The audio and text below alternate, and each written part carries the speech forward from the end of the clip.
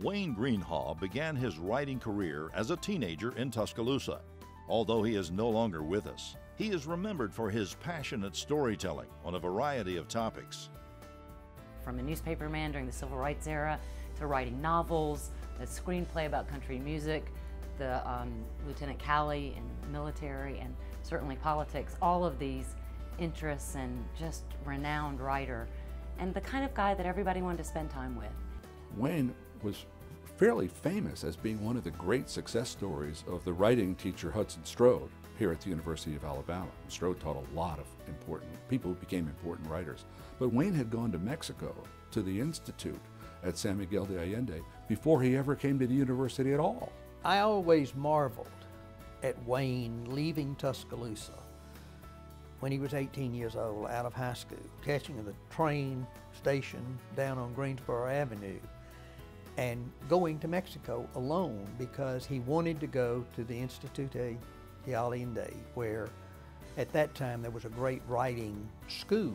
When Wayne first came to Montgomery and started writing for the Alabama Journal, Ray Jenkins, the news editor at that time, I think, sent him up to cover the Capitol. And as many reporters, their first time seeing the legislature is an eye-opener.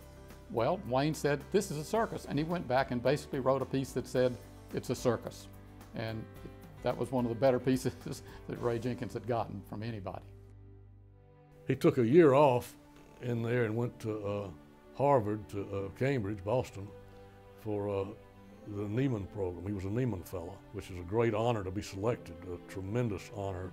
Probably outside of winning a Pulitzer, is the highest honor that a journalist can have. He was fearless as a reporter.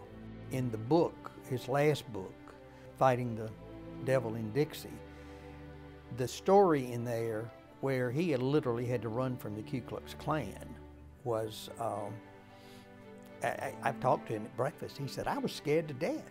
He said, you know, these people would kill you. And one area that he wanted to focus on was when police officers or law enforcement or agents of government mistreated people. Wayne, that really somehow upset Wayne, and he wanted to shine a spotlight on it, thinking that was the way to end maltreatment of citizens. Wayne Greenhaw's wife, Sally, served many years as Montgomery County Circuit Judge. Together, they loved to entertain their friends. Sally came to work for me as an assistant attorney general. And I decided that Wayne and Sally would be fun for each other. They hit it off from the beginning, and it was just a perfect match. My wife and I were at Wayne and Sally's for dinner, and I was talking about this iconic panel TV show from the 1950s and 60s, What's My Line? And Wayne mentions, he said, well, I was on What's My Line? And Sally looked over at him and said, you were on What's My Line? But Wayne, unpretentious as he was, had never even mentioned it. But in fact, he was. And his line was that he was teaching prisoners to write fiction. Wayne could have been a success anywhere he was, but he just didn't want to leave Alabama. He, I'm sure, turned down many opportunities in New York and Los Angeles because he loved Alabama so much. I've been here most of my life. I've had many chances to leave, or used to have. I don't anymore.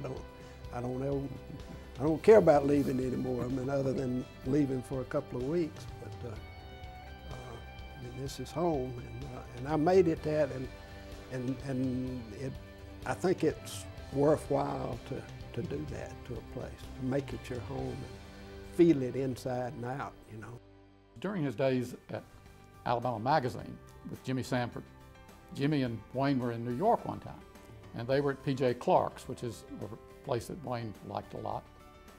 And Wayne suggested they walk down to a writer's bar called Costello's. He said, somebody there is going to know me. And Jimmy Sanford says, nobody in New York's going to know Wayne Greenhaw, an Alabama writer. And Wayne said, yeah, they will. And so Sanford said, I'll bet you a steak dinner that they don't. So they walked down to Costello's.